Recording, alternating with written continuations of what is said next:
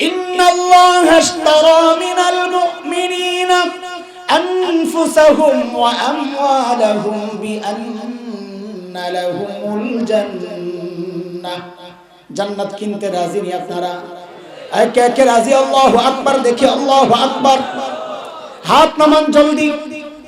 এইবার চটপট বলে ফেলেন জান্নাত যে কেনার জন্য হাত তুললেন। জান্নাত আপনারা দেখছেন নি? না দেখে কেনার জন্য রেডি হয়ে গেছেন, তাই না? তো এবার আলেমের কাছে মাসআলা জিজ্ঞেস করে নেন, কোন জিনিস না দেখা কেনা জায়েজ আছে নি? পানির নিচে মাছ না দেখা কেনা জায়েজ আছে? আরে বলেন না। তো জান্নাত তো না দেখে কেনার জন্য রেডি হয়ে গেলেন। এই জন্যই তো নাস্তিক মুরতাদরা বলে আমরা নাকি অন্ধবিশ্বাসী, যা শুনি তাই বিশ্বাস করি। আরে ভাই, আমরা অন্ধবিশ্বাসী না বুঝে শুনে বিশ্বাসী? কেমনে বুঝে শুনে বিশ্বাসী? জান্নাত তো না দেখে কেনার জন্য রেডি হয়ে গেলাম। আপনাদের এলাকার মেয়েদেরকে বিয়ে দিলে শ্বশুর বাড়ি দেখার জন্য কে যায়? মেয়ে না গার্জিয়ান? গার্জিয়ান যায় না। মায়া দুই রকমের আছে। একরকম মেয়ে মা বাবার বাধ্য সন্তান, তার সামনে বিয়ে শাদীর আলাপ হইলে সে লজ্জায় আরেক ঘরে যাইয়া ওই ভাবিরে বাড়ায় দেয়। আব্বা আম্মার সাথে বলেন আমার জানার দরকার নাই, দেখারও দরকার নাই, শোনারও দরকার নাই, আব্বা আম্মা দেখা যারে পছন্দ করে দিয়ে দিতে। আরেক মাইয়া আছে ওই যে ঢাকার শাহবাগের স্লোগান কন্যা আসেনি, লাকি আক্তার একজনে কয়, এগুলো দেখলে বোঝা যায় না বেড়া না বেড়ি। এর কাছে যদি কয় তোরে বিয়ে দিতে চাই, হ্যাঁ বলো কি? আমার আগে খোঁজ খবর লই তুইব, গ্রুপ স্টাডি করতে হবে। কি করতে হবে? বলবেন কোনো খোঁজ খবর রাখে না, আর দে আমার আগে খোঁজ খবর লই তুইব, দেখাই তুই ঠিক আছে নি সব। আমি জিজ্ঞেস করি আপনারা মা বাবার বাধ্য সন্তান না অবাধ্য সন্তান? বাধ্য সন্তান না? মাশাআল্লাহ। এইবার বুঝেন আল্লাহ তাআলা আদম আর হাওয়াকে ডাইরেক্ট দুনিয়ায় না পাঠাইয়া জান্নাত থেকে কেন ঘুরাইয়া আনছেন, যেন কিয়ামত পর্যন্ত নাস্তিক মুরতাদরা বলতে না পারে আমরা জান্নাত না দেখে কেনার জন্য রেডি হয়ে গেছি। আরে না না, আমরা মা বাবার বাধ্য সন্তান। আমাদের বাবা আদম জান্নাত দেখছেন, আমাদের মা হাওয়া জান্নাত দেখছেন, আমাদের দেখার দরকার।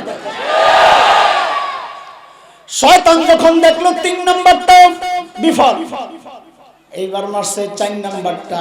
কি কয়টা কয়টা কোনটা? 4 নাম্বারটা মানে এখন পুরাপুরি হুজুর হয়ে গেছে, আল্লাহওয়ালা। শয়তান কি হয়ে গেছে?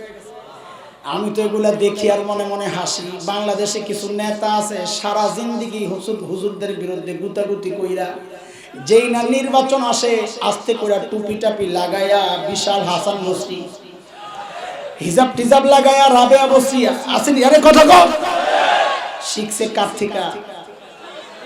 আঙ্গুল দিয়া দেখাইয়া দিতেছি, বুঝো এগুলা শিখছে কার থেকে? ইবলিস যখন দেখছে তিনোটা কাজ হয় না, ধোকা দিতে পারে নাই, এইবার পুরো আল্লাহওয়ালা হয়ে গেছে। কয় আরে খামাখা আপনাকে কি বুঝামো, আল্লাহর কসম, আল্লাহ ভালো মানুষ, আমি আপনাকে হিতাকাঙ্ক্ষী, আমারে ভুল বুঝেন না। কি বলতেছে? ওয়াকাসামাহুমা ইন্নী লাকুমা লামিনান নাসিহিন।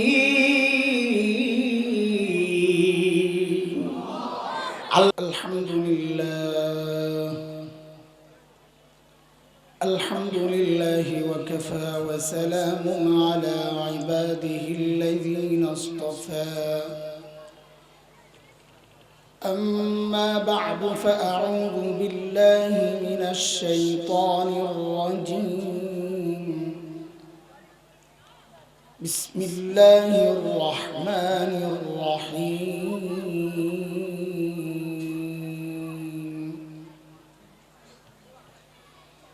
وقال الذين كفروا لا تسمعوا لهذا القرآن والغوا فيه لعلكم تغلبون.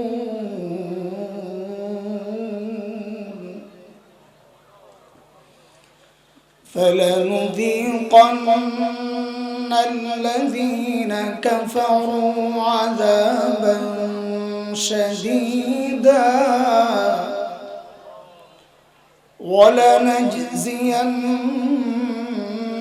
ولنجزينهم أسوأ الذي كانوا يعملون.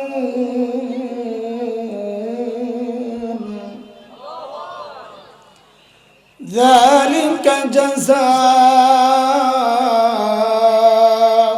أعداء الله النار لهم فيها دار الخلد جزاء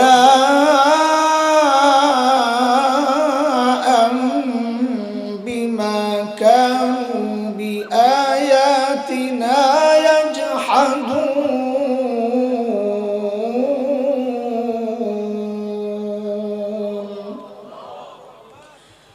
آمنت بالله صدق الله العلي العظيم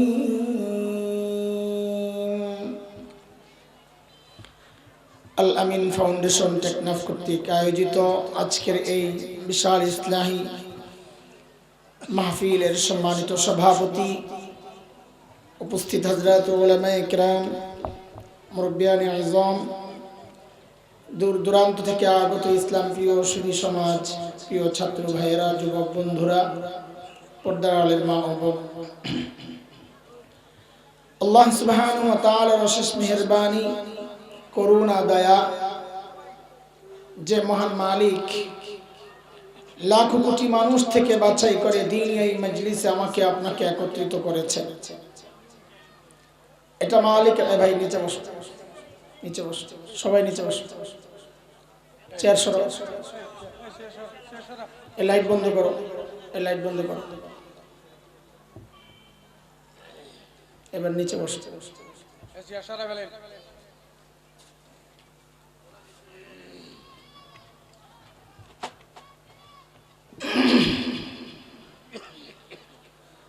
এটা মালিকের অনেক বড় দয়া আর করুণা।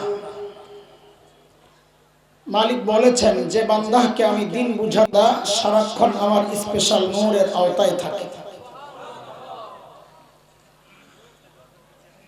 দুর্ভাগ্য এই ব্যক্তির জন্য যার দিল শক্ত, যে দিন বুঝতে চায় না, বুঝাইতে গেলেও বুঝতে চায় না। আলেমরা তাকে বুঝাইতে চায়, সে চায় খেলতে। আলেমরা বুঝায় একটা, সে না বুঝে কি বলে, আসো খেলা হবে। আরে ভাই, বুঝার জিনিস বুঝতে হয়, বুঝার জিনিস খেলা যায় না, এটা খেলার জিনিস না। দিল শক্ত। আল্লাহ তাআলা বলেন যাদের দিল শক্ত, দিল বুঝতে চায় না, বুঝেও না, আল্লাহ বলেন ওই বান্দা সারাক্ষণ স্পষ্ট গুমরাহিতে নিমজ্জিত থাকে। সূরা জুমার আয়াত নম্বর 22 রব্বে কারীম এই কথাগুলো বলেছেন। মালিক বলেন, أفمن شرح الله صدره للإسلام فهو على نور من ربه فويل للقاسية قلوبهم من ذكر الله أولئك في ضلال مبين।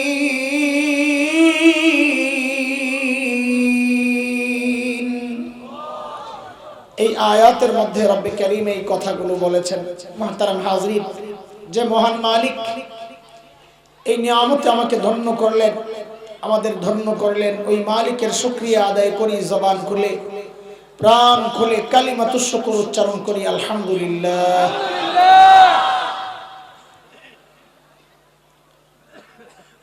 আমি আমার আগে যিনি দাঁড়িয়ে কিছু কথা বলছিলেন, জানি না কে সভাপতি, ও আচ্ছা চেয়ারম্যান সাহেব, মাশাআল্লাহ, আলেম, আলহামদুলিল্লাহ, আল্লাহ শুকর। চেয়ারম্যান সাহেব তার বক্তব্যের শেষ দিকে সূরা হামিম আস-সাজদার একটা আয়াত তিলাওয়াত করেছেন, আয়াত নাম্বার 26। আমি এর সাথে আরো দুই আয়াত যুক্ত করেছি, 27, 28। চেয়ারম্যান সাহেবের কথাটাকেই আজকে বয়ান বানাইতেছি, যেন ওই কথাটার ব্যাখ্যা এসে যায় উনি কি বলতে চাইছে। আয়াত তিনটা সূরা হামিম আস-সাজদা, যার আরেক নাম সূরা ফুসসিলাত,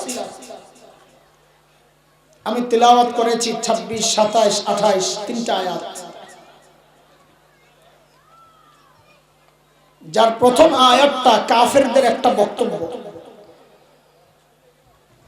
ইমাম কুরতুবী রাহমাতুল্লাহি আলাইহি বলেছেন, তাফসীরে কুরতুবীর মধ্যে আসছে, রাইসুল মুফাসসিরিন হযরত আব্দুল্লাহ ইবনে আব্বাস রাদিয়াল্লাহু তাআলা আনহুমার বর্ণনা যে এই আয়াতগুলো আল্লাহ তাআলা মক্কার কাফিরদের সম্পর্কে নাযিল করেছেন। কাদের সম্পর্কে বলেন তো? এলোমেলো হইলে চলবে না, শুরু থেকেই মনোযোগ লাগবে কথা শুনতে। এলোমেলো কথা আমি বলতে পারবো না, এক লাইনের কথা চলবে। আমাদের হাতে সময় কম, আমিও খুব ক্লান্ত, গলা একদম বসা, এই জন্য কথা একদম মনোযোগ দিয়ে না শুনলে কথা মজা লাগবে না। এমনি আমি দুর্বল মানুষ, এর মধ্যে এলোমেলো অবস্থা দেখলে ভালো লাগে না। এই এত বড় আয়োজন, আমি জানি না এলাকার সিস্টেম কি, আমি আর কখনো এদিকে আসি নাই, কিন্তু আমার কাছে মনে হচ্ছে এটা আয়োজকদের সাথে পরামর্শ পরে দিলেও পারতাম, কিন্তু আমি চলে যাব, কারোর সাথে বসার সময় আমার নাই। এজন্য বলে যাচ্ছি যে সামনে থেকে একদম এরকম খোলা মাটির মধ্যে না বসাইয়া একটা বিছানা টিছানার ব্যবস্থা করলে ভালো হয়। এটা অসুন্দর দেখাচ্ছে আমাদের কাছে। এটা মস্তিষ্কের মধ্যে যখন ফ্রেশ না থাকে পরিবেশ, বয়ান করাও আসলে কষ্ট লাগে। পরিবেশটা সুন্দর থাকলে বয়ান করতেও ভালো লাগে। আপনারা তো ঠিক করবেনি, আপনাদের পক্ষে কথা বলছি না, সুবিধাবাদী। আয়াতগুলোকে আল্লাহ তাআলা মক্কার কাফিরদের সম্পর্কে নাযিল করেছেন। আমার সাথে কথা বলা লাগবে, চুপচাপ থাকলে আমি কথা বলতে পারবো না।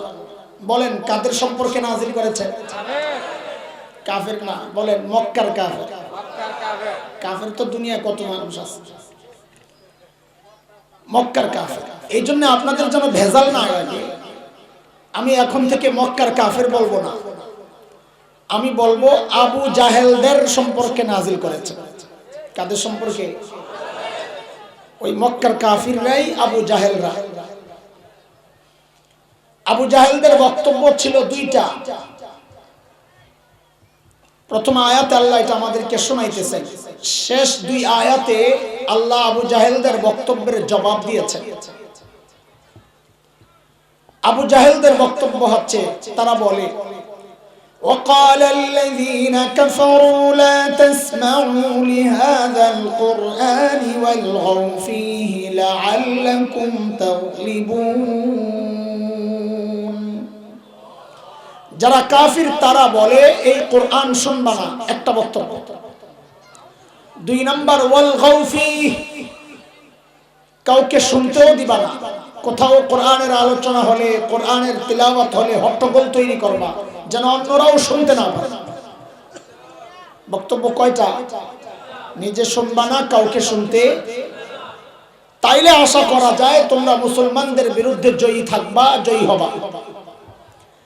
তাইলে তারা বুঝে গিয়েছিল যে মুসলমানদের বিরুদ্ধে জয়ের একটাই শক্তিশালী উপায়, সেটা হচ্ছে মুসলমানদের থেকে কোরআনকে সরাইয়া দাও। তুমিও কোরআন শুনবা না, কাউকে শুনতেও দিবা না।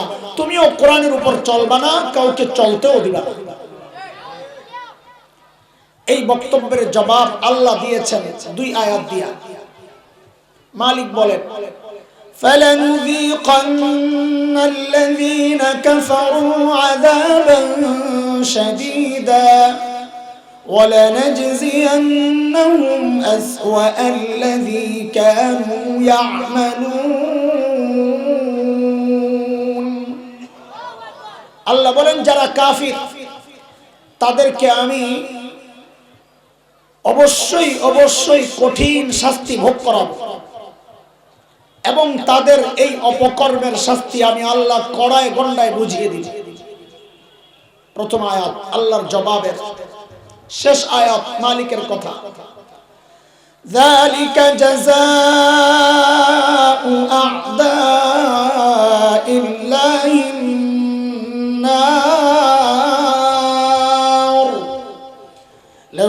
فيها دار الخلد جزاء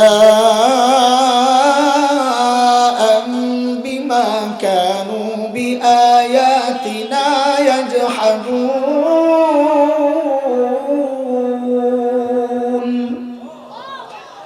এই যে তাদেরকে কঠিন শাস্তি আমি ভোগ করাবো, আল্লাহ বলতেছে এটা আল্লাহর দুশমনদের শাস্তি অর্থাৎ জাহান্নাম। সেখানে তারা চিরকাল থাকবে, কারণ তারা আল্লাহর আয়াতকে অস্বীকার করেছে। এই হচ্ছে আয়াত তিনটার মোটামুটি তর্জমা। কাফেরদের বক্তব্যের মূল কথা কয়টা বলেন? বলেন কথা বলেন, কয়টা? কয়টা? এক, কোরআন নিজে শুনবা না। দুই, কাউকে শুনতে দিবা। দোস্ত, একটা কথা আগে বুঝে নেন, আমি কখনো আপনাদের এলাকায় আসি নাই। আমার বয়ানের আবার একটা ধরন আছে, সবার এক একটা ধরন থাকে, আমার একটা ধরন আছে। আমার ধরন হচ্ছে আমি লম্বা ভূমিকা সাজাই, অনেক দূর থেকে গুছাইতে গুছাইতে গুছাইতে গুছাইতে জায়গায় আইসা 2-3 মিনিটে কথা শেষ করে। এজন্য শুরুতেই আপনাদের কাছে মনে হবে কিছু এলোমেলো কথা বলতেছি, নানান জায়গায় দৌড়াইতেছি, আমি মূল পয়েন্টে নাই। চেয়ারম্যান সাহেব মূল একটা কথা বলেছেন, ওইটাই বয়ানের আমার আজকে মওজু, আলোচনার বিষয়। কিন্তু এই জায়গায় আমি সরাসরি ঢুকবো না, তাইলে আপনার কাছে বিষয়টা ক্লিয়ার হবে না। অনেক দূর থেকে আমি গুছাইতে গুছাইতে আসবো ইনশাআল্লাহ, ইনশাআল্লাহ। এটা বুঝার জন্য একটা উদাহরণ শোনেন, বয়ানের ধরনটা আর ধাঁচটা বুঝার জন্য একটা উদাহরণ শোনেন, তাইলে মজা লাগবে। নাইলে বুঝবেন যে কি এলোমেলো কথা বলতেছে, বাট গলাও ভালো না, আবার কথাও মজা না, তো কেমনি বেডি কামেও ভালো না, দেখতেও সুন্দর না, তো এই বেডি লিয়া সংসার চলবে না।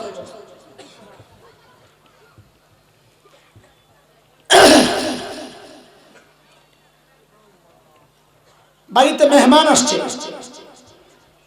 তো মেজবান বাড়িওয়ালা বাজারে যাচ্ছিল, তো মেহমান বলে তোমাদের বাজারটা একটু আমিও দেখতে চাই, সাথে যাও। তো মেহমান বলে চলো। তো বাজারে গিয়া মেজবান বাড়িওয়ালা একবার চালের দোকানে যায়, একবার ডাল, একবার তরকারি, একবার মাছ, একবার গোশত, এক এক দোকান থেকে এক একটা কিনতেছে। তো মেহমান বলে কি ভাই বাজার করবা তুমি, ভালো কথা, এত দোকানে দৌড়াও কেন? তো বাড়িওয়ালা কি বলে, আরে ভাই আমি কই কই যাই এটা তোমার বিষয় না, তুমি বাজার দেখতে আসছো, আমার পিছনে পিছনে চলো। বাজারে অনেক গলি গলি, আমাকে ঠিকঠাক মতো ফলো না করলে তুমি হারায়া যাবা, তখন আর কপালে খাওয়া জুটবে না। আমি কোন কোন দোকানে যাই এটা তোমার দেখার বিষয় না, তুমি দেখবা খাবারের টেবিলে খানা ঠিক আছে ঠিক আছে। তা আমিও লম্বা সময় আপনাদেরকে নিয়ে বাজারে ঘুরবো, বুঝে আসছি নি কথা? আপনি চিন্তা করেন না ভাই এত দোকানে যান কেন, আপনি এত জায়গা ঘুরেন কেন? বলে ভাই আমি কই কই ঘুরি এটা তোমার বিষয় না, আমি তোমারে যে খাবারটা খাওয়াইতে চাই ওটার জন্য আমাকে নানান দোকানে যাইতে হবে, এটা তোমার ব্যাপার না, তুমি দেখবা খাবারের টেবিলে খাবার ঠিক আছে কিনা। চেয়ারম্যান সাহেব লাস্টে যে কথাটা বলছে ওটা হলো আমার খানার টেবিলের খানা, বুঝে আসছি নি কথা? নতুন মানুষ আপনাদের এলাকায় কোনটা বইলা কোন বিপদে পড়ি, থাক ভাই চেয়ারম্যান সাহেব যেটা বলছে ওইটারে ব্যাখ্যা দিয়া যাইগা, যা যাবে ঝড় ঝাপটা সব এই বেড়ার উপর দিয়া, আমি নাই এই কামে। আপনি আবার চলে যায় না আমারে ভালো, আমি আপনার বক্তব্যের ব্যাখ্যা দিতেছি। কাফেরদের বক্তব্যের মূল কথা দুইটা, কয়টা? এক নাম্বার 1 কোরআন নিজে শুনবা না, 2 নাম্বার কাউকে শুনতে। মূলত এই বক্তব্যটা ইবলিসের। কার? ইবলিস প্রত্যেক যুগে যুগের আবু জাহেলদেরকে দিয়া এই বক্তব্যটা দেওয়ায়। কেন? কারণ ইবলিসের চূড়ান্ত টার্গেট হচ্ছে বান্দাকে রব থেকে বিচ্ছিন্ন করা। প্রমাণ? হ্যাঁ, আমি আমার প্রত্যেকটা কথা কোরআনের আয়াত দিয়ে সাজায়া সাজায়া বলবো, যেন কথাগুলো ওজনদার হয় ইনশাআল্লাহ। আমাদের কথার কি দাম? ইবলিসের চ্যালেঞ্জ এটা, বান্দাকে রব থেকে বিচ্ছিন্ন করা। ইবলিস বলেছে সূরা আরাফ আয়াত 16, ইবলিস বলে আল্লাহ আমাদেরকে জানাইছেন قال فبما أغويتني لأقعدن لهم صراطك المستقيم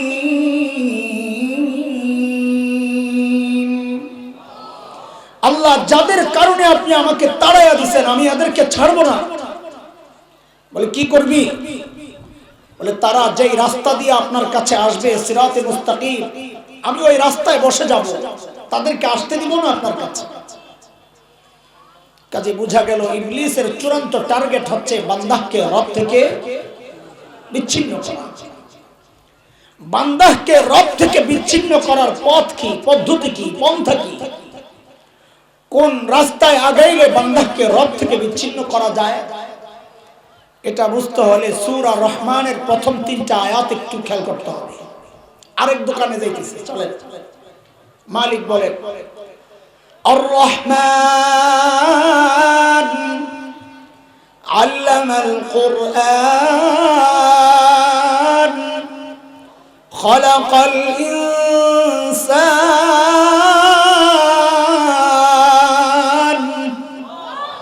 কয় আয়াত? আয়াতগুলোর তরজমা খেয়াল করেন আর সিরিয়াল খেয়াল করেন, খুব মনোযোগ। ও ভাই বয়ান শুনবো তো পুরো 100তে 100 মনোযোগ লাগবে।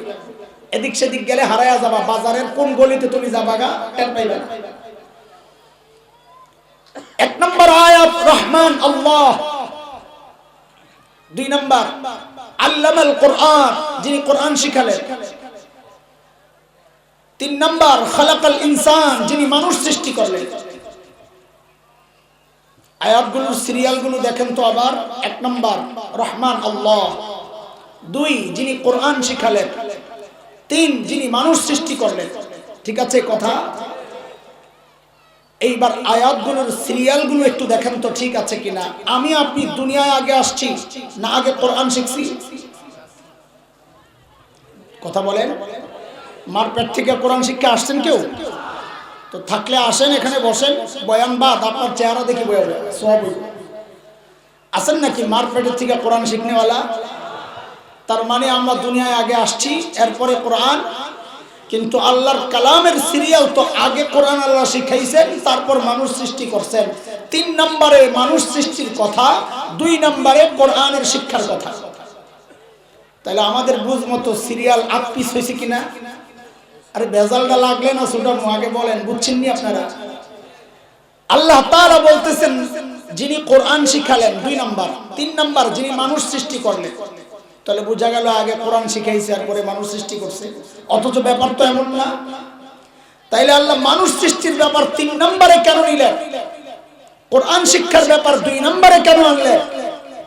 এটা বুঝার বিষয়। এর অনেক ব্যাখ্যা মুফাসসিররা দিয়েছেন।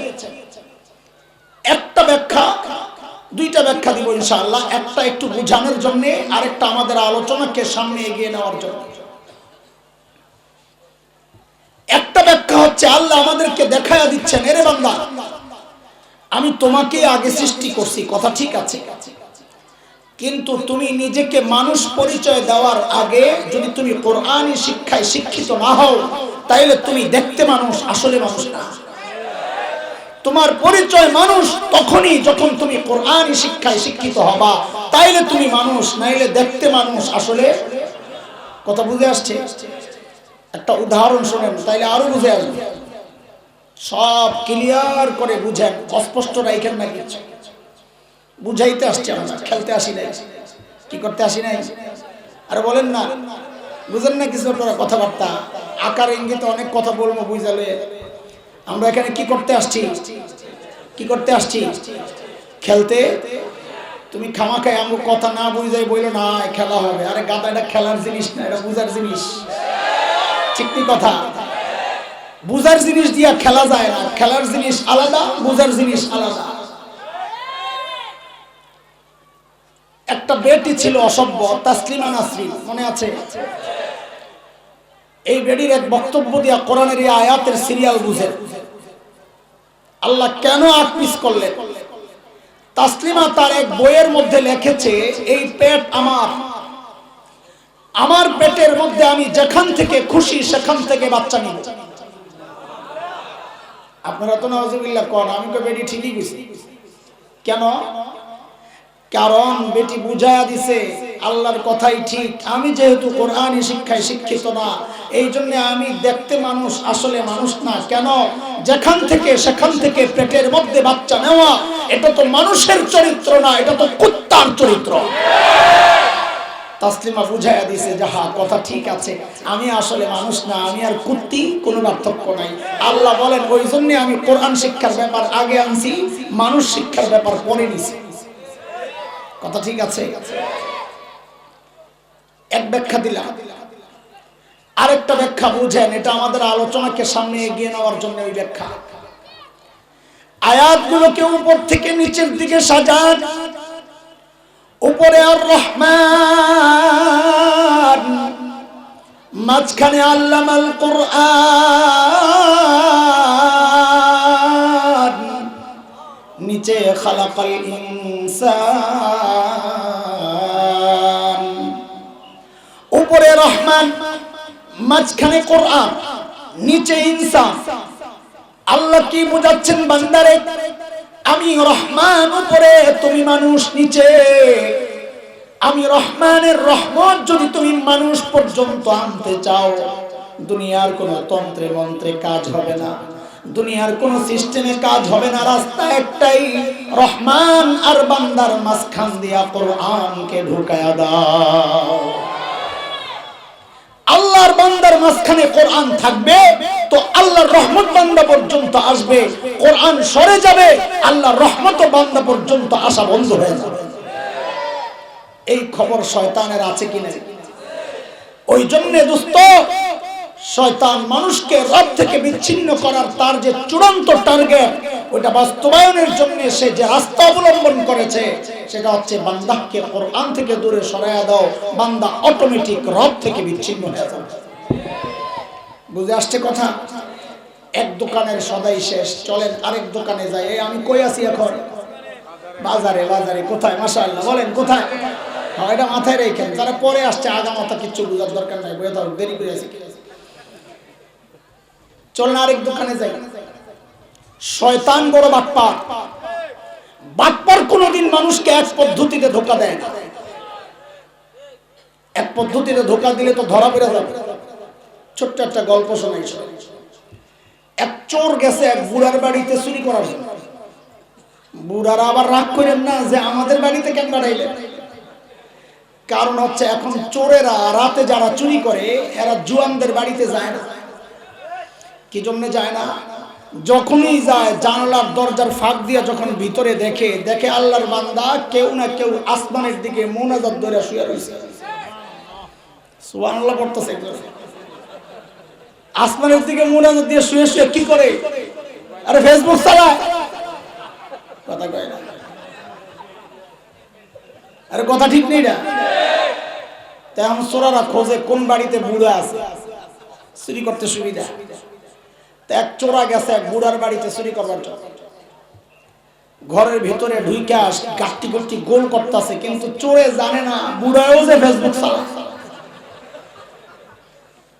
তবে বুড়ার ফেসবুক তুমি যেটা মনে করছো ওইটা না। জুয়ানদের ফেসবুক আলাদা, বুড়ার ফেসবুক আলাদা। বুড়ার ফেসবুক হলো পানসাবানি। কি পানসাবানি? এটা হলো বুড়ার ফেসবুক। কম্বল মুড়ি দিয়া ঘুম তো আসে না, শুয়া শুয়া পানসাবানি, এটা বুড়ার ফেসবুক। তুমি ফেসবুক চালাইয়া যে মজা পাও, বুড়ায় পান চাবাইয়া সাদা একটু বাড়াইয়া কাঁচা সুপারিটা দিয়া ওই পানটা চাবাইলে ফেসবুকের চেয়ে মজা বেশি পায়। সিটাং এর কথা হইলো তো আরো মাশাআল্লাহ, যে স্পেশাল সুপারি আপনাকে কক্সবাজারে দেখেই শান্তি। খাওয়ার কথা মনে পড়লে ডর লাগে, কিন্তু দেখে খুব সুন্দর লাগে। আমার দেখলেই আমার ভয় লাগে, আল্লাহ কি জিনিস এটা, নেশা। তো বুড়া টের পাইছে ঘরে চোর ঢুকছে, কিন্তু এখন ঘরের ভেতরেই যদি ধরে তো চোর তো কিলকনি দিয়া পালায়া যাবে, চিৎকার দিলে আশেপাশের মানুষ টের পাবে। তো বুড়া চুপচাপ শুয়ে রয়েছে, কই তুই কাম সার। চোরে গাট্টি গুটি গোল করে উঠানে নিয়ে রাখছে, গাট্টি কান্দে লইব। ঠিক এই মুহূর্তে চাচায় পিছনে যায় খাপ করে চোরে ধরছে। কিন্তু চোর তো ডিজিটাল, আগেরকার দিনের চোরারা খালি গায়ে যাইতো তেল তুল মাইখা, ধরলে প্রুফ করে বের করে দিত। আর এখনকার ডিজিটাল চোর তেল দেয় মাথায়, যেন ধরা পড়লে বুদ্ধি করে বাড়িতে পারে। ঠিক নি কথা? ওই চোরের চাচায় যখন যায় খাপ করে ধরছে, চোর লড়ে সরে না, একদম সোজা দাঁড়িয়ে রয়েছে চাচার মুখের দিকে তাকায়। কিরে এমনি তাকায় রুজ কেন? কই চিন্তা করতেছি, কই চুরি করতে আসলাম? কই আইছো? আপনার চেহারাটা পুরা আমার আব্বার মতো। বহুদিন ধরে চাচা আব্বা ডাক শোনে না, পোলা থাকে বিদেশ। যেই না আব্বা বলছে, চাচার মনটা একটু নরম হয়ে গেছে। তারপরে উপরে উপরে একটা ঝাড়ি মারছে, তো চুরি করতে আসিস কেন? কোনই তো চিন্তা করতেছে। আমার লইয়া থানায় চলে, কে বলে চোরে? আমার থানায় ঝাড়ি। চাচা কয় চল। থানার দিকে রওনা দিছে, কিছুক্ষণ পরে কাঁপতেছে, কিরে ছি, এখন তো কোনো টেনশন নাই, কিন্তু পুলিশে যখন আমার হাজতে ফালাইয়া রাখবে, শীতে না জানি আমি মারাই যাই। কত তুই শীতের রাতে শীতের কাপড় ছাড়া কেন আইছিস? বাজা আমি কি শীতের কাপড় ছাড়াইছিলাম, আমি একটা চাদর গায়ে দিয়ে আইছিলাম। চাদরটা কই? চাদর গায়ে দিয়া গাঠটি গোল করতে ঝামেলা, ওই জন্য চাদরটা আপনার ঘরে রাইখা, গাঠটিটা রাইখা মনে করছিলাম চাদরটা আনতে যাবো, এর মধ্যেই তো আপনি ধরলেন। চাদর কই? আপনার ঘরের ভিতরে।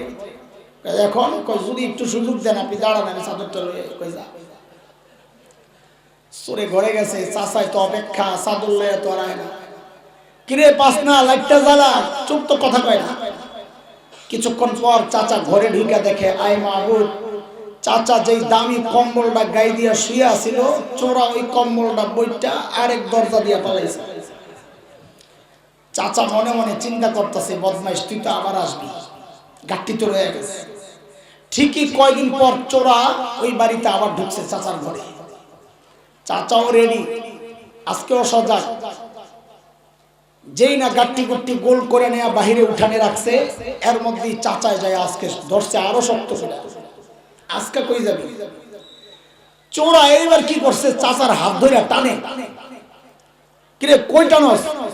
থানায় চলেন। চুরি করলি তুই, আমি কেন থানায় যাবো? না আমারই থানার দিতে চলে। আবার বাটপাড়ি শুরু করছিস তুই? না না আল্লাহর কসম, ওই দিন আপনি দয়া করে ছেড়ে দিছে, ঘরে যায় আপনার ওই দামি কম্বলটা দেখে আমি আর লোভ সামলাইতে পারি নাই বাজার, আমার মতো নিমু খারাম অসভ্যরে থানায় দেন। চল। কিছুক্ষণ হাইটা হাইটা বলে, উহ, কিরে? বলে পায়ের মধ্যে কাঁটা ঢুকছে। তো কাঁটা ঢুকছে, তুই জুতা ছাড়া আইসুস কেন? বাজার আমি কি জুতা ছাড়া আসছিলাম? জুতা পইরাই আসছি, কিন্তু জুতা পায়ে দিয়া ঘরে গাঠটি গুছাইতে গেলে আওয়াজ হয়, এই জন্য জুতাটা খুলে লইছিলাম। তোর জুতা কই? আপনার ঘরে। আরে বাপ্পা, তুই আবার জুতা আনতে যাই পালাবি? লা হাওলা ওয়ালা কুওয়াতা ইল্লা বিল্লাহিল আলিয়্যিল আযীম। আমি আর যাবো না, জায়গার থেকে লড়বো না, আমি এখানে দাঁড়াইছি। তাইলে আপনার যদি একটু মায়া লাগে, জুতাটা আপনি লয়ে আয়েন, আমি খাড়াইছি। আচ্ছা তুই দাঁড়া। চাচা চোরে দাঁড় করাইয়া গেছে জুতা আনতে। জুতা কি এর জুতা? জুতা যায় কোনো জুতা মুতা পায় না। কিরে পাই না তো, খুঁজা দেন। কিছুক্ষণ খুঁজা মুইজা চাচা আইসে জুতা ছাড়া, আয়া দেখে হায় আল্লাহ, সোরাও নাই, এই গাঠটিও নেই। দোস্ত আপনাদেরকে হাসানোর জন্য গল্প বলতেছি না, বুঝানোর জন্য। এই একটা ছিসকে চোর, সে পর্যন্ত চুরি করার ক্ষেত্রে এক পদ্ধতি গ্রহণ করে নাই। একবার নিজে গেছে, একবার চাচাকে পাঠিয়েছে। বুঝে আসছে নি কথা? তাইলে সমস্ত বাটপারের গডফাদার ইবলিস আমাকে আপনাকে ধোঁকা দেওয়ার ক্ষেত্রে একই পদ্ধতি গ্রহণ করবে, এটা আপনি কি করে চিন্তা করেন? আর ইবলিসের এটা চ্যালেঞ্জ, আল্লাহ আমি আপনার বান্দাকে এক পদ্ধতিতে ধোঁকা দেব না। সূরা আরাফ আয়াত 17 ইবলিসের কথা আল্লাহ জানায়া দিয়েছে, ثم لآتينهم من بين أيديهم ومن خلفهم وعن أيمانهم وعن شمائلهم ولا تجد أكثرهم شاكرين।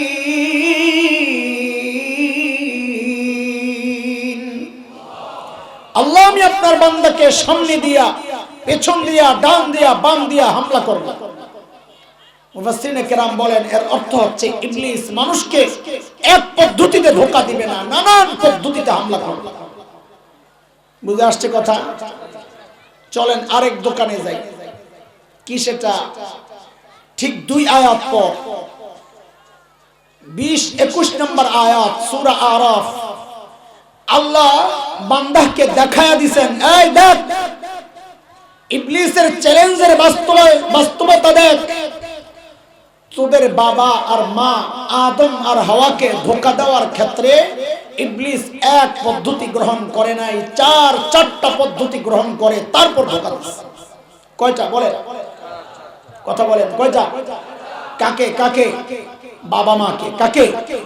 বাবা আদম আর মা হাওয়াকে ধোঁকা দেওয়ার ক্ষেত্রে ইবলিস কয় পদ্ধতি গ্রহণ করেছে?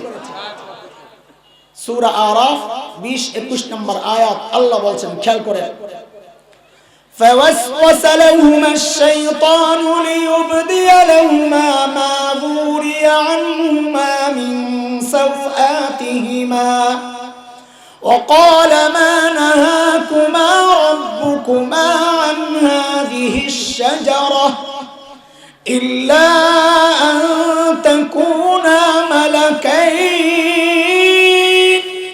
أو تكونا من الخالدين وقاسمهما إني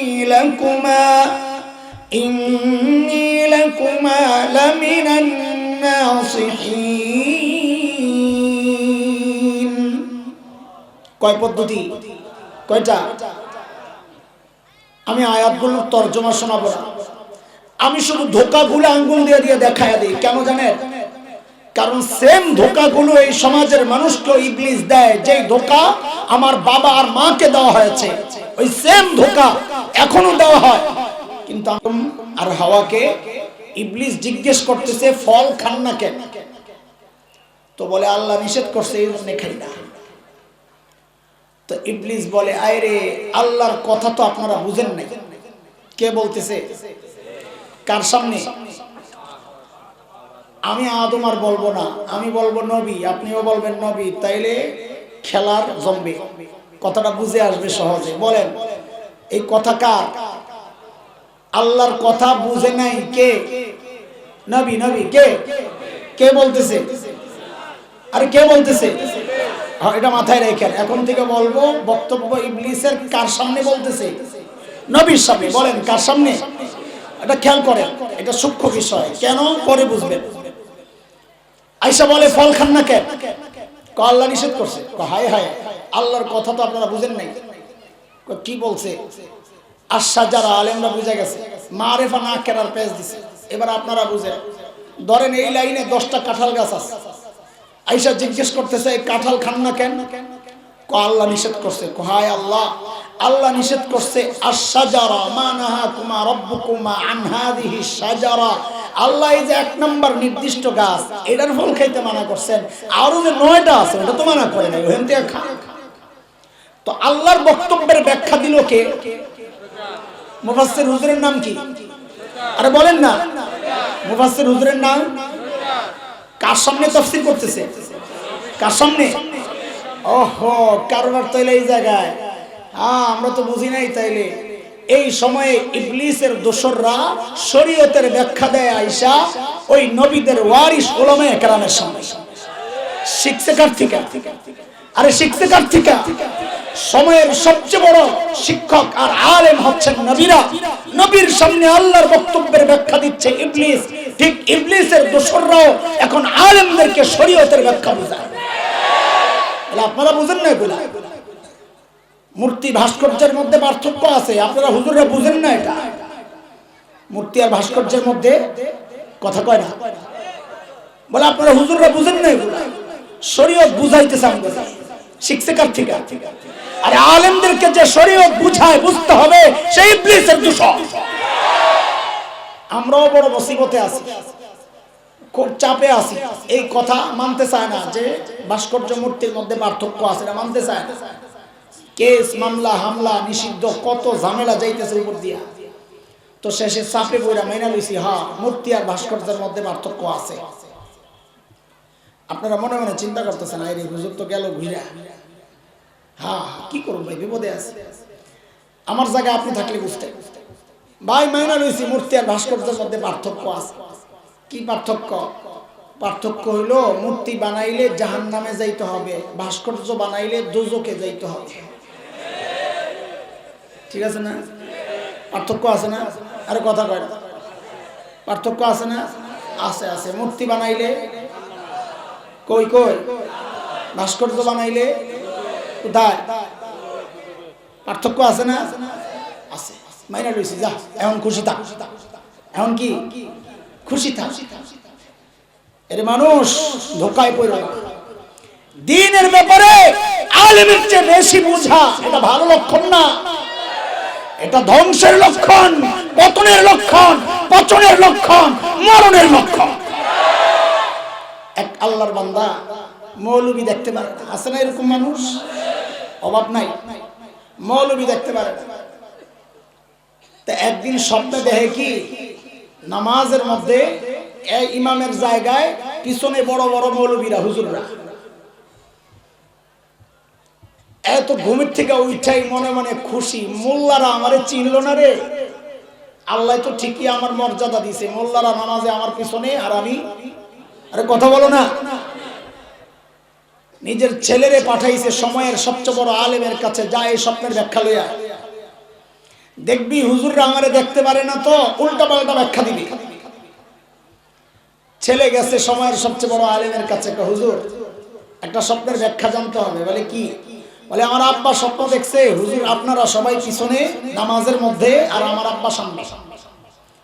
তো হুজুর বলে তোর আব্বার মরণের সময় আসছে, ব্যাখ্যা কি?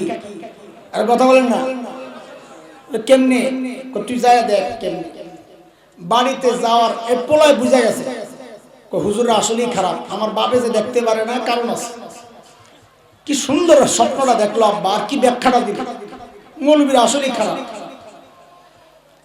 বাড়িতে গেছে, যায় দেখে ঘরের ভিতর থেকে কান্নার আওয়াজ আসে, আম্মা কাঁদতেছে। দৌড়ে ঢুকছে, মা কান্দলেন কেন? তোর বাপ তো মরে গেছে। অবাক হয়ে গেছে, আরে বাপ মরে গেছে। দৌড়ে গেছে হুজুরের কাছে, হুজুর আব্বা তো মরে গেছে, কি ব্যাখ্যা দিলেন এটা? এটাই তো দিলাম, কিন্তু আগা মাথা তো বুঝলাম না কিছু। আরে গাদা, সাধারণ মানুষ নামাজের মধ্যে আলেমের সামনে তো মরার পরেই যায়, জানাজার লাশ সামনে, হুজুর পিছনে। তার মানে তোর বাপের মরণের সময় আসছে, যেহেতু তোর বাপ দেখছে নামাজের মধ্যে আলেম পিছনে, তোর বাপ সামনে, ওই ব্যাখ্যাই তো দিলাম। মনে রাখো এটা তো নামাজের উদাহরণ স্বরূপ আনা। দ্বীন আর শরীয়তের ব্যাপারে যে নিজেকে আলেমের চেয়ে পণ্ডিত ভাবে আর আলেমকে মনে করে বোকা, বুঝে না, খোদার কসম ওনার মস্তিষ্ক বিকৃত হয়ে পচন ধরেছে, পতন আর মরণের সময় আসছে। শয়তান যখন দেখলো এক নম্বর ধোকায় কাজ হয় নাই, এইবার তার কাজই এটা, একটা ব্যর্থ হইলে আরেকটা মারছে, এবার আরেকটা। কি? ইল্লা আন তাকুনা মালাকাইন,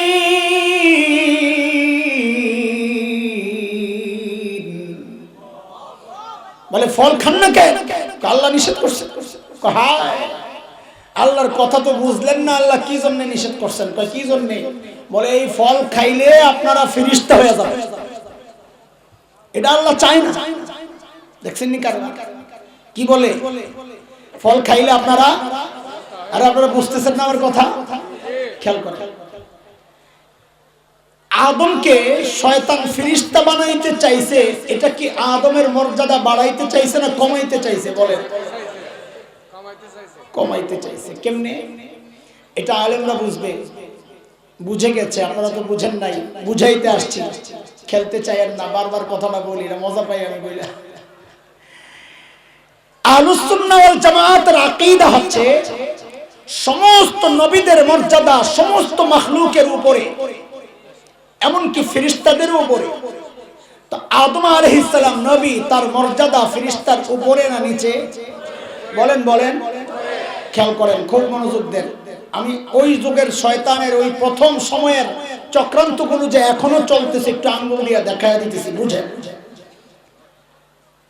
আদম আলাইহিস সালামকে শয়তান ফেরেশতা বানাইতে চায়া নবীকে কি বলেছি আদম না কাকে নবীকে ফেরেশতা বানাইতে চায়া শয়তান নবীর মর্যাদা কমাইতে চাইছে না বাড়াইতে চাইছে বলেন এবার তো বুঝছেন কেমনে কমাইতে চাইছে বলে এই ষড়যন্ত্র কি এখনো চলতেছে হ্যাঁ চলতেছে তুমি আমি টের পাই না কেমনে এই ষড়যন্ত্র চলতেছে এখন কওমি মাদ্রাসাকে নিয়ে একই বক্তব্য একটাই প্যাকেটের মোড়ক চেঞ্জ হয়েছে উপরটা চেঞ্জ হয়েছে ভিতরের জিনিস একটাই কি সেটা বলে কওমি মাদ্রাসার শিক্ষা সিলেবাস সংস্কার করা দরকার কেন বলে বিজ্ঞান ঢুকাও ইংরেজি ঢুকাও বলে কি জন্য বলে যেন একজন আলেম ডাক্তার হয়ে বের হইতে পারে একজন ইঞ্জিনিয়ার একজন আলেম ইঞ্জিনিয়ার হয়ে বের হইতে পারে বাপরে বাপ আমাদের জন্য কি মায়া সুবহানাল্লাহ আলেমকে কি বানাইতে চাইতেছে ডাক্তার আলেমকে কি বানাইতে চাইতেছে আলেমকে ইঞ্জিনিয়ার বানাইতে চাইতেছে আলেমকে ডাক্তার বানাইতে চাইতেছে মর্যাদা বাড়াইতে চাইতেছে না কমাইতে কেন নবী আলাইহিস সালাম বলেছেন খায়রুকুম মান তাআল্লামাল কুরআন ওয়া আল্লামা জগতের সর্বশ্রেষ্ঠ মানুষ হচ্ছে যারা কোরআনের শিক্ষক যারা কোরআনের ছাত্র একজন আলেমের মর্যাদা তো ডাক্তারের উপরে একজন আলেমের মর্যাদা তো ইঞ্জিনিয়ারের উপরে কারণ ওই মানুষগুলা যখন এই আলেমকে ডাক্তার বানাইতে চায় ওই মানুষগুলা যখন এই আলেমকে ইঞ্জিনিয়ার বানাইতে চায় মর্যাদা বাড়াইতে চায় না কমাইতে চায় বলেন শয়তান যেমন নবীকে চাইছে ফেরেশতা বানাইতে শয়তানের দোসররা আলেমকে চায় ইঞ্জিনিয়ার বানাইতে কথা বুঝছেন কিনা বলেন আমরা একটা পাল্টা প্রশ্ন করতে পারি কি বলে সমস্যা কি আমাদের মাদ্রাসার অনেক ছাত্র ধোকায় পড়ে যায় কয় সমস্যা কি একজন আলেম ডাক্তার হয়ে বেরিব একজন আলেম ইঞ্জিনিয়ার হয়ে বেরিব সমস্যা কি কোনো সমস্যা নাই আমরাও চাই আলেম ডাক্তার হয়ে বেরোক ইঞ্জিনিয়ার বেরোক কিন্তু আমাদের একটা প্রশ্ন হচ্ছে এই প্রস্তাব লইয়া কয়দিন মেডিকেল কলেজে গেছো কয়দিন ইঞ্জিনিয়ারিং কলেজে গেছো বুয়েটে গেছো কয়দিন চুয়েটে গেছো কয়দিন কুয়েটে গেছো কয়দিন যে মেডিকেল কলেজের সিলেবাস সংস্কার করো বলে কেন বলে কোরআন ঢুকাও হাদিস ঢুকাও ফিকহ ঢুকাও বলে কেন যেন একজন ডাক্তার আলেম হয়ে বাইর হয় একজন ইঞ্জিনিয়ার আলেম হয়ে বাইর হয় এদেরকে তো যায় এই কথা বলো না সব সংস্কারের মায়া অঙ্গ প্রতি ঘটনাটা কি ঘটনা হচ্ছে শয়তান চাইছে নবীকে ফেরেশতা বানায় মর্যাদা কমাইতে শয়তানের দোসররাও আলেমকে ডাক্তার বানায় ইঞ্জিনিয়ার বানায় মর্যাদা বাড়াইতে চায় না কমাইতে চায় বুঝতেছেন কথা শয়তান যখন দেখলো 2 নাম্বার ধোকায় কাজ হয় নাই এইবার বলল 3 নাম্বার আও তাকুনা মিনাল খালিদিন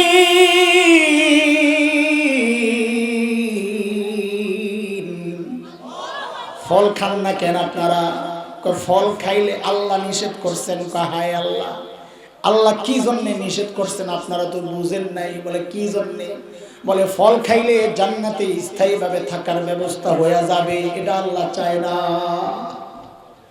বুঝছেন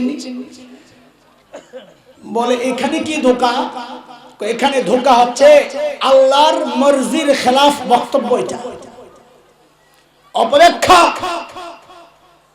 কেন কারণ আল্লাহ আদম আর হাওয়াকে জান্নাতে স্থায়ীভাবে থাকার জন্য বানানি নেই বানাইছেন তো দুনিয়ায় পাঠাবেন বলে কই ওয়াইয ক্বালা রাব্বুকা লিল মালাইকা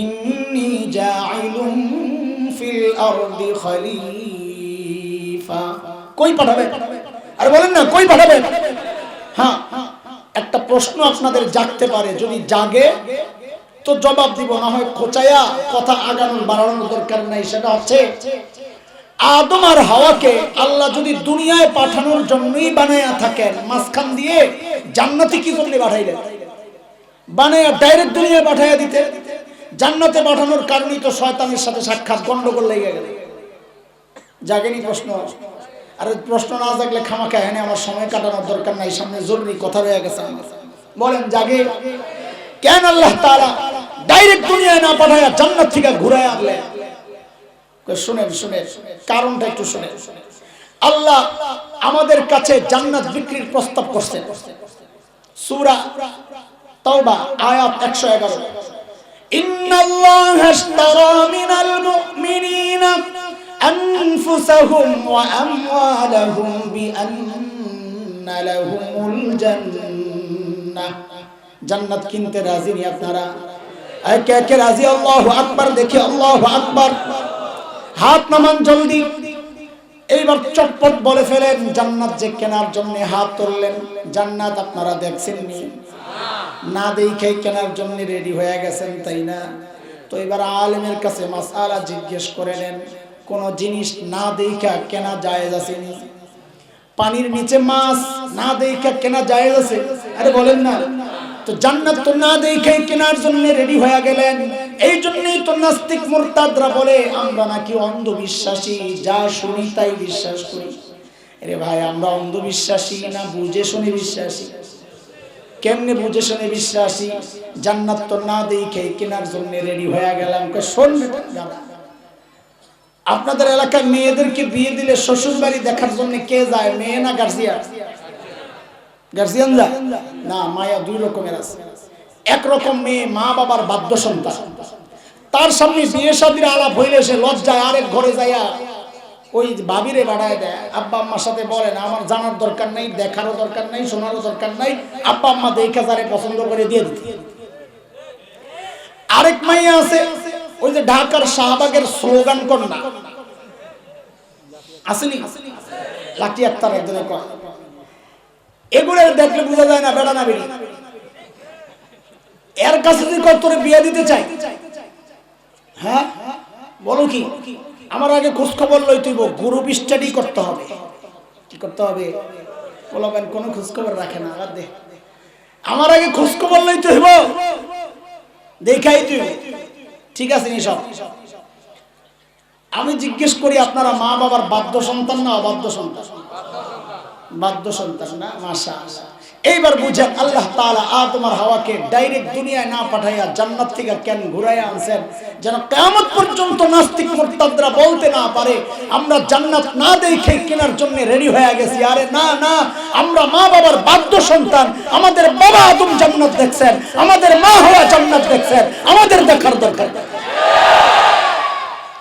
শয়তান যখন দেখলো 3 নাম্বারটা বিফল, এইবার মারছে 4 নাম্বারটা। কি কয়টা কয়টা কোনটা? 4 নাম্বারটা মানে এখন পুরাপুরি হুজুর হয়ে গেছে, আল্লাহওয়ালা। শয়তান কি হয়ে গেছে? আমি তো এগুলা দেখি আর মনে মনে হাসি। বাংলাদেশে কিছু নেতা আছে সারা জিন্দেগি হুজুরদের বিরুদ্ধে গুতাগুতি কইরা, যেই না নির্বাচন আসে আস্তে কইরা টুপি টাপি লাগাইয়া বিশাল হাসান মুসরি হিজাব টিজাব লাগাইয়া রাবেয়া বসিয়া আসেনি। আরে কথা কও, শিখছে কার থেকে? এই আঙ্গুল দিয়া দেখাইয়া দিতেছি, বুঝো এগুলা শিখছে কার থেকে? ইবলিস যখন দেখছে তিনোটা কাজ হয় না, ধোকা দিতে পারে নাই, এইবার পুরো আল্লাহ বলা হয়ে গেছে। কয় আরে খামাখা আপনাকে কি বুঝামো, আল্লাহর কসম, আল্লাহ ভালো মানুষ, আমি আপনাকে হিতাকাঙ্ক্ষী, আমারে ভুল বুঝেন না।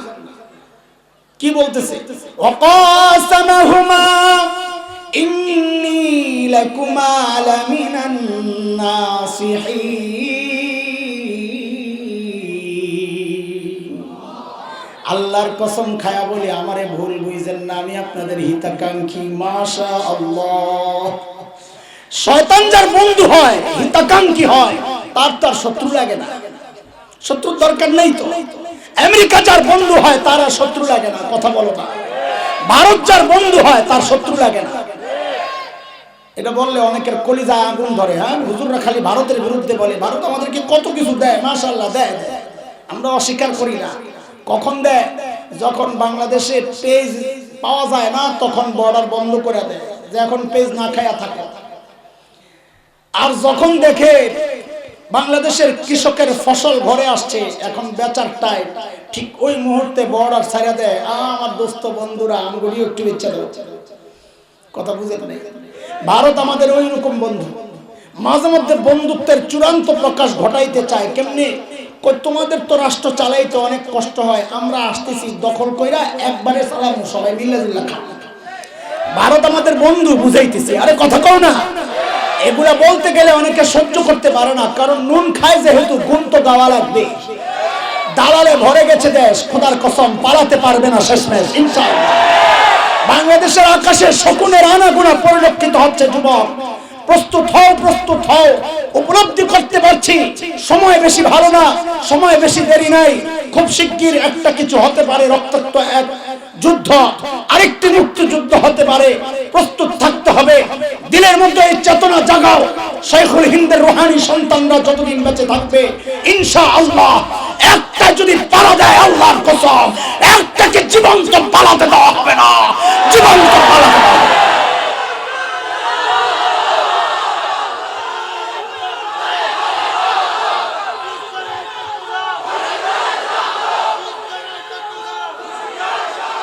মুহতারাম হাজিরিন, মুহতারাম হাজিরিন, আমার হাতে সময় কম। আমি এতক্ষণ আপনাদেরকে নিয়ে বাজারে ঘুরছি। কোথায় মনে আছে না আমার কথা? কিন্তু বাজারে যে ঘুরছি আউলে দৌড়ে ঘুরি নাই, যে একবার সিমেন্টের দোকানে গেছি আর একবার সাইলের দোকানে গেছি, না খাওয়ানোর দোকানে ঘুরতেছি, মানে এক আইটেমের মধ্যেই ঘুরতেছি। বুঝে আসছে না? এতক্ষণ ঘুরা ঘুরা আপনাদের কি বুঝাইছি, আগে সার কথাটা বের করেন। পরিষ্কার থাকতে হবে যে কি বুঝাইতে চাইতেছি আমি। যারা চেয়ারম্যান সাহেবের বক্তব্য শোনেন নাই তো তারা তো বুঝবেন না যে আমি কোত্থেকে কথাটা আনতেছি। শুনেন এইবার খেয়াল করে, এতক্ষণ কি বুঝাইলাম ওটা আগে বুঝেন, মাথায় ঢুকান যে শয়তান বড় বাটপার। বাটপার মানুষকে এক পদ্ধতিতে ধোঁকা দেয় না। এই কথাটা কি বুঝাইতে পারছি এতক্ষণের কথায়? বুঝছেন আপনারা?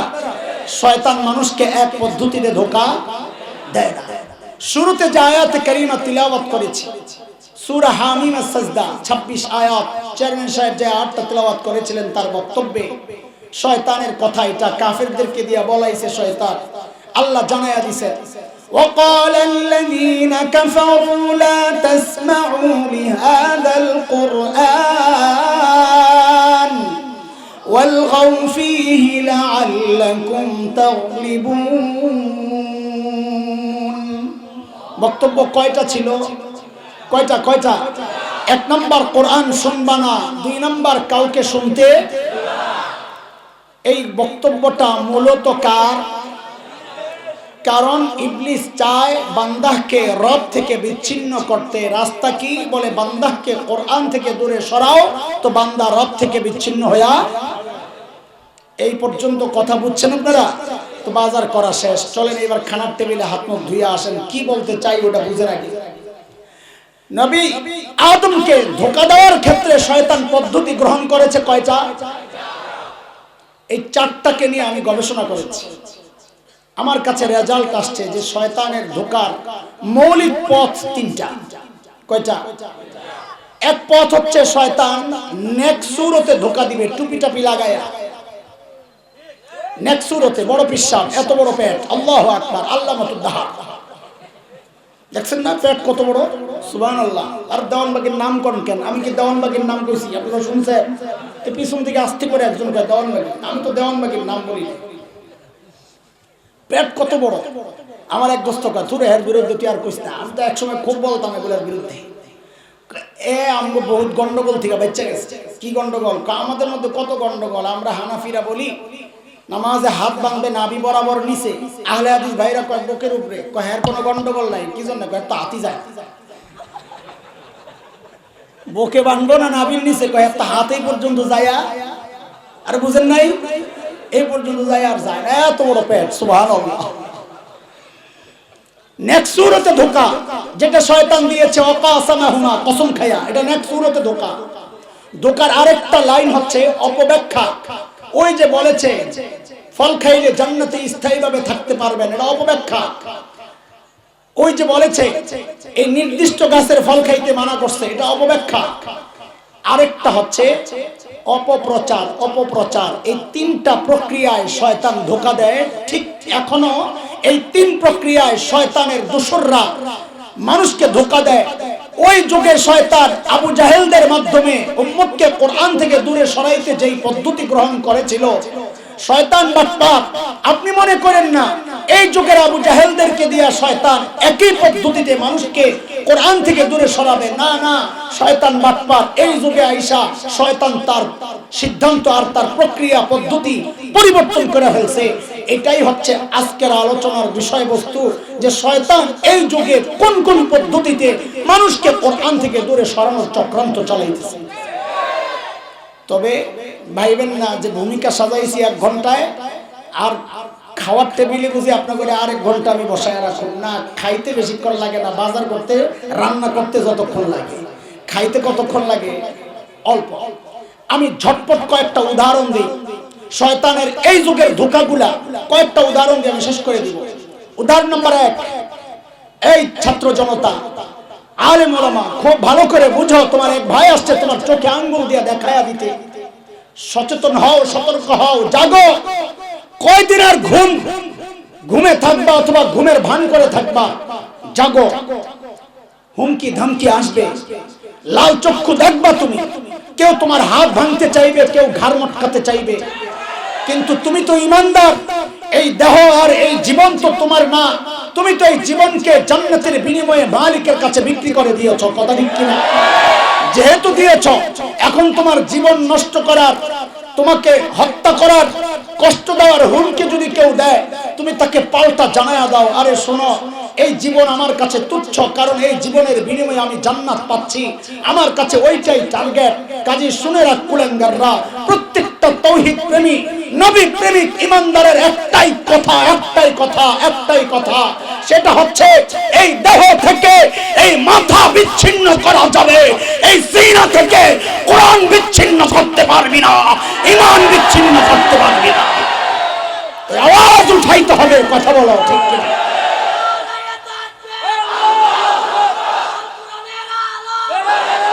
রাখো, শোনো, কথা শেষ করি, শোনো।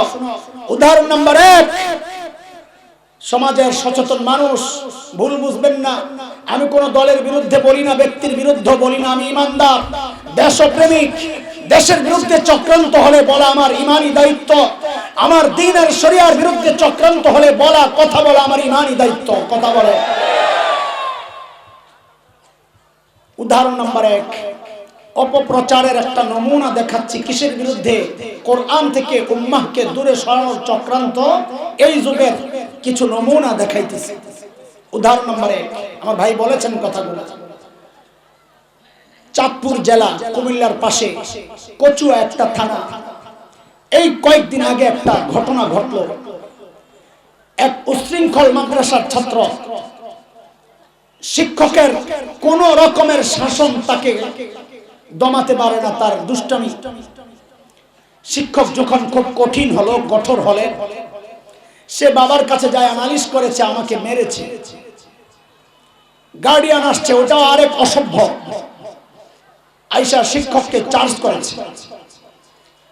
বাক বিতণ্ডার এক পর্যায়ে গার্জিয়ান বাড়িতে গিয়া আরো লোকজন নিয়ে, দুঃখের বিষয় হচ্ছে তাদের সাথে 2টা হিন্দু ছেলেও ছিল। খেয়াল করে, এদেরকে নিয়ে আইসা মাদ্রাসায় হামলা করে, ভাঙচুর করে।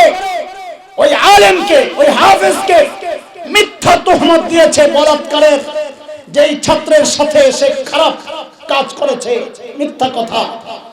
তারপর তার মাথা নেড়া করেছে, ভিডিও করেছে, তাকে প্রচন্ড ভাবে আঘাত করেছে, মারধর করেছে, নির্যাতন করেছে, এবং ওই মিথ্যা অপবাদ দিয়ে তাকে পুলিশের হাতে হস্তান্তর করেছে।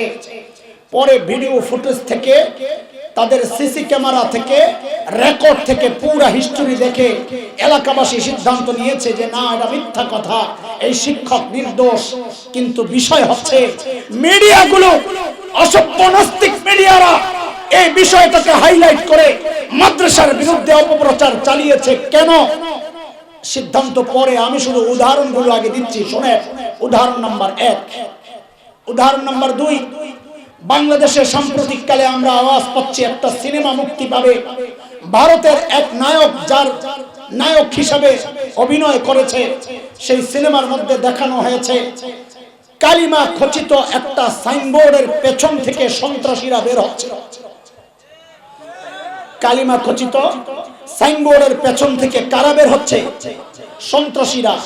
এরা হচ্ছে জিহাদি মুজাহিদ। অপপ্রচারের ধরন দেখেন, তাও নায়ককে একটা হিন্দু ছেলে। উদাহরণ নাম্বার 2।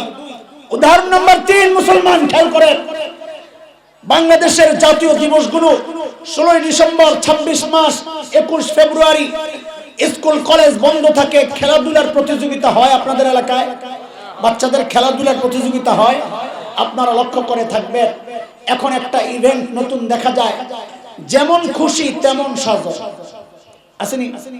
যেমন খুশি তেমন সাজো। বাচ্চারা যার যার মতো করে সাইজা আসে, যার সাজা যত পারফেক্ট হয় তাকে পুরস্কার দেওয়া হয়।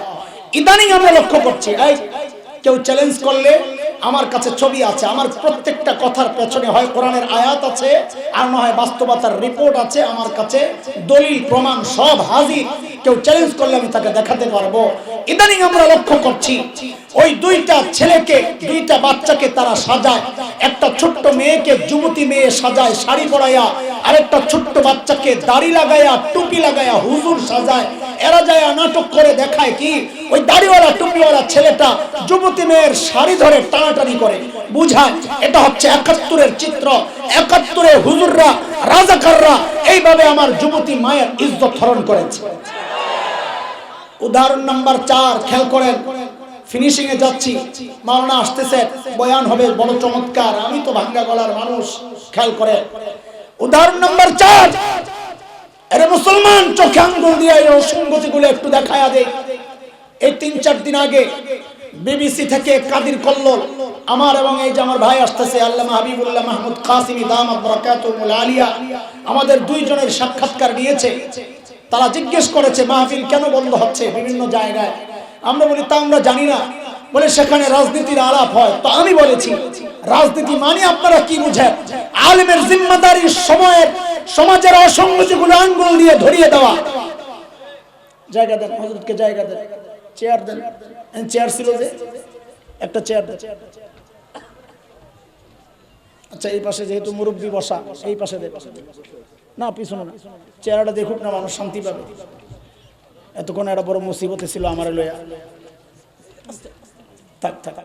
বিবিসির সংবাদ যিনি পাঠ করেন, যিনি সংগ্রহ করেন, কাদির কল্লোল নাম, যে সমাজের সমস্ত অসঙ্গতিগুলো ধরিয়ে দেওয়া এটা আলেমের কাজ।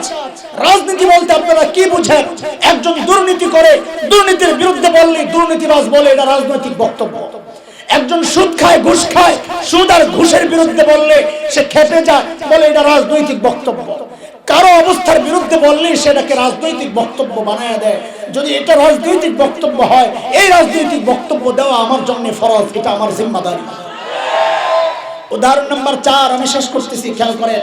বাংলাদেশের টেলিভিশন, সিনেমা, নাটক, থিয়েটারে এখন সিনেমা হয়, নাটক হয়, একটা ভিলেন চরিত্র থাকে, গাদ্দার চরিত্র।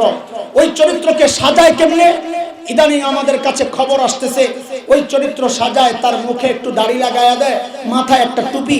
সিনেমার মধ্যে এই দাড়িওয়ালা টুপিওয়ালা মানুষটাকে দিয়া সমাজের সমস্ত নিকৃষ্ট কাজগুলো করানো হয়। ঠিক আছে কথা? অপপ্রচারের অংশ দেখেন, ফিনিশিং এ পরে আসতেছি। উদাহরণ নাম্বার 5, লাস্ট ফিনিশিং। উদাহরণ নাম্বার 5, 2000। আরে ভাই এত মারা লাগে নাকি? জরুরতের জন্য একটা অর্ডার কতল করে খট খট খট খট মারতেছে। জরুরত ছাড়া এত ছবি তোলা যায় না? কিছু বলতেছি না বলে আপনারা খালি মারতেছেন। খেলার জিনিস বসে বসে খালি ছবি উঠাইতেছে। আপনার সংবাদের জন্য, আপনার খবর প্রচারের জন্য একটা ছবি জরুরত লাগলে লাগে। আরে কতল পরে মারতেই আছে, মারতেই আছে, মারতেই আছে। বিয়ে দিবেন নাকি আমার এলাকায় যে সব অ্যাঙ্গেলে ছবি তুলতেছেন? দেখেন যে পছন্দ হয়নি কারণ তা আগে কইতেন যখন জুয়ান ছিলাম। খেয়াল করে, আমার সময় কম, তাড়াহুড়া করতেছি। 2013-র কথা আপনাদের মনে থাকার কথা, ঢাকার শাহবাগে গণজাগরণ মঞ্চ বসেছিল, মনে আছে? তাদের দাবি ছিল যুদ্ধাপরাধীদের বিচার ত্বরান্বিত করা। দেখেন, কেউ রাজনীতির গন্ধ বের করার চেষ্টা করবেন না আল্লাহর বস্তে। গণজাগরণ মঞ্চের ওই দাবির বিরুদ্ধে আমাদের কোনো বক্তব্য নাই, বরং তারা যদি জালেমের বিচার চেয়ে থাকে, এটা নতুন কোনো বক্তব্য নয়। ইমানদাররা 1400 বছর আগের থেকে সব জালেমের বিচার চেয়ে আসছে। কাজে এটা নতুন কোনো কথা না, এটা পুরান কথা। বিপত্তি বাঁধলো কোথায়? যখন গণজাগরণ মঞ্চের আড়ালে নাস্তিক কুলাঙ্গার ব্লগাররা আল্লাহর নবী মুহাম্মদুর রাসূলুল্লাহ সাল্লাল্লাহু আলাইহি ওয়াসাল্লামের বিরুদ্ধে কুৎসিত সব বক্তব্য লেখালেখি করা শুরু করলো। তখন আওয়ামী লীগ নাই, বিএনপি নাই, জামাত নাই, জাতীয় পার্টি নাই, বাংলাদেশের সমস্ত তৌহিদি জনতা, নবী প্রেমিক জনতা, আমার শেখ ও মুর্শিদ আল্লামা আহমদ শফি নওয়ারাল্লাহু মারকাদাহুর নেতৃত্বে যখন রাজপথে নেমে আসলো, প্রতিবাদের ঝড় উঠলো, গণজাগরণ মঞ্চ আস্তে আস্তে নিস্তেজ হয়ে গেল। মনে আছে কথা? নিস্তেজ হইল না, চাঙ্গা হইল, এটা আমার বলা মাকসাদ না। আমি একটু সূত্রটা টানতেছি। গণজাগরণ মঞ্চ যেই জায়গায় বসেছে ঢাকার শাহবাগ, ওখান থেকে আমার অবস্থান 1.5 থেকে 2 কিলো, সায়েন্স ল্যাবরেটরি মোড়।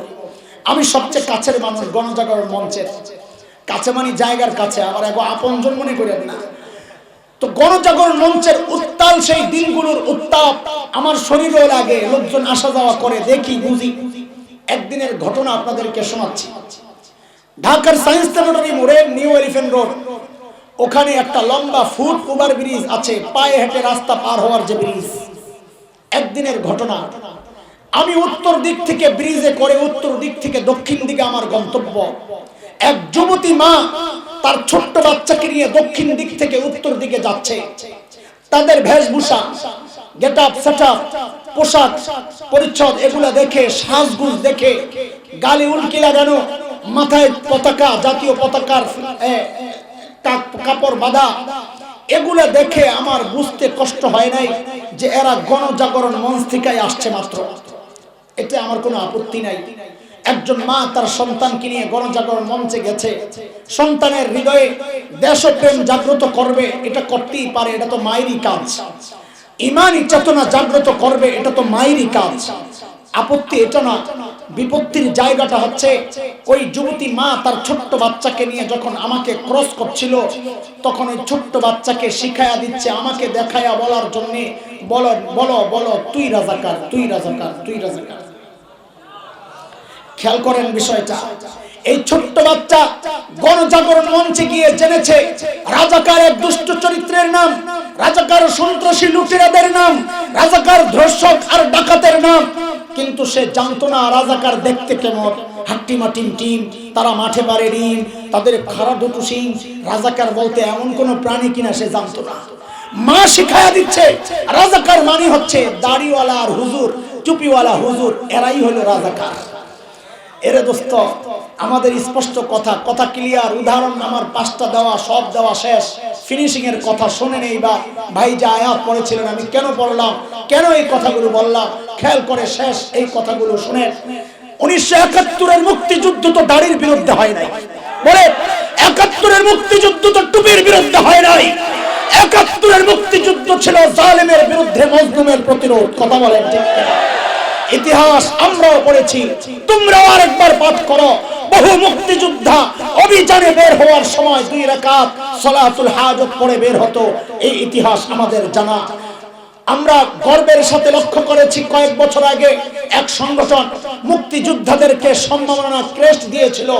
আমরা গর্বের সাথে লক্ষ্য করেছিলাম অধিকাংশ মুক্তিযোদ্ধার মুখে দাড়ি, মাথায় টুপি। ঢাকার আগারগাঁয়ে মুক্তিযুদ্ধ জাদুঘর আছে, সেখানে গিয়ে দেখে আসো, দেয়ালে সাঁটানো আছে রাজাকারদের ছবি। অধিকাংশ রাজাকারের মুখে দাড়ি নাই, মাথায় টুপি নাই। রেসকোর্স ময়দানে বঙ্গবন্ধুর 7ই মার্চের সেই তর্জনী নাচিয়ে নাচিয়ে দেওয়া সেই তত্ত্ব ভাষণ আজ আমাদেরকে আন্দোলিত করে। সেদিন স্বাধীনতার মহান ঘোষক বলেছিলেন, এবারের সংগ্রাম মুক্তির সংগ্রাম, এবারের সংগ্রাম স্বাধীনতার সংগ্রাম। রক্ত যখন দিয়েছি, রক্ত আরো দেব, তবে দেশকে মুক্ত করে ছাড়বো ইনশাআল্লাহ। স্বাধীনতার মহান ঘোষক যেই মুক্তিযুদ্ধের ডাক দিয়েছিলেন ইনশাআল্লাহ বলে, ওই মুক্তিযুদ্ধ দাড়ির বিরুদ্ধে হতে পারে না, টুপির বিরুদ্ধে হতে পারে না, ইসলামের বিরুদ্ধে হতে পারে না। কথা বলেন ঠিক কিনা? তাইলে আমাদের জিজ্ঞাসা এরা কারা?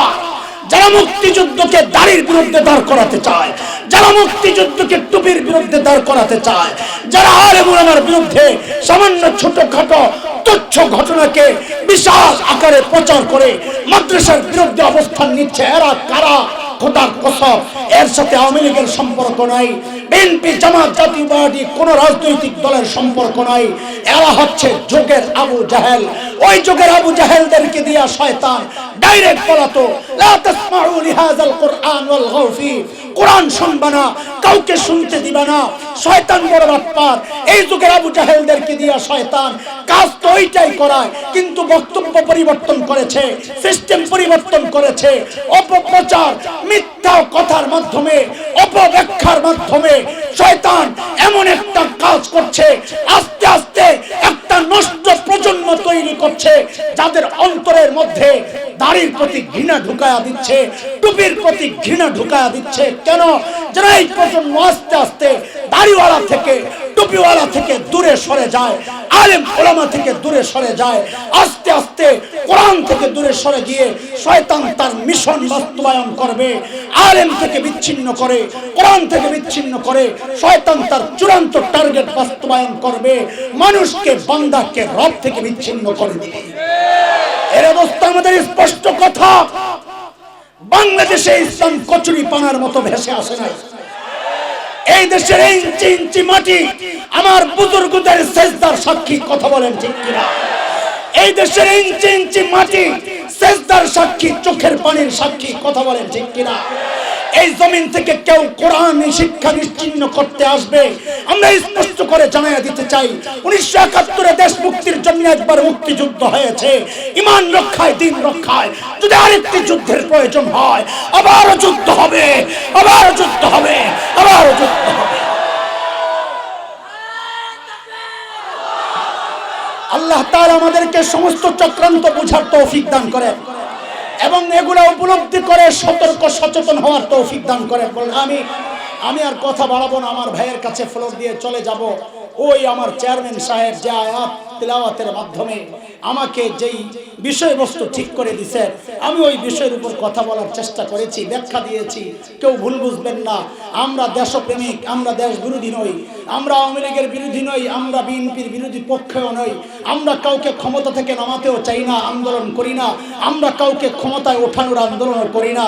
আমাদের যুদ্ধ যারা দেশ বিরোধী, মানচিত্র বিরোধী, আমাদের লড়াই যারা ইসলাম বিরোধী, শরীয়ত বিরোধী, কোরআন বিরোধী, কথা বলেন ঠিক কিনা? এই জায়গায় আমাদের বড়রা আপোষ করে নাই, আমরাও আপোষ করতে রাজি না, কোনো আপোষ করতে রাজি না, কোনো আপোষ করতে রাজি না ইনশাআল্লাহ। আল্লাহ তাআলা আপনাদের সবাইকে শয়তানের এই চক্রান্ত আর এই ফাঁদ থেকে হেফাজত করেন, উম্মাহকে হেফাজত করেন। এই সম্মেলনকে আল্লাহ কবুল করেন। গোটা এলাকায় দ্বীন প্রতিষ্ঠিতের জন্য, গোটা এলাকায় সুন্নাত জিন্দা হওয়ার জন্য আল্লাহ তাআলা এই মাহফিলকে কবুল করেন। আমিন আমিন। ওয়া আখিরু দাওয়ানা আলহামদুলিল্লাহি রাব্বিল আলামিন। আসসালামু আলাইকুম ওয়া রাহমাতুল্লাহি ওয়া বারাকাতুহু।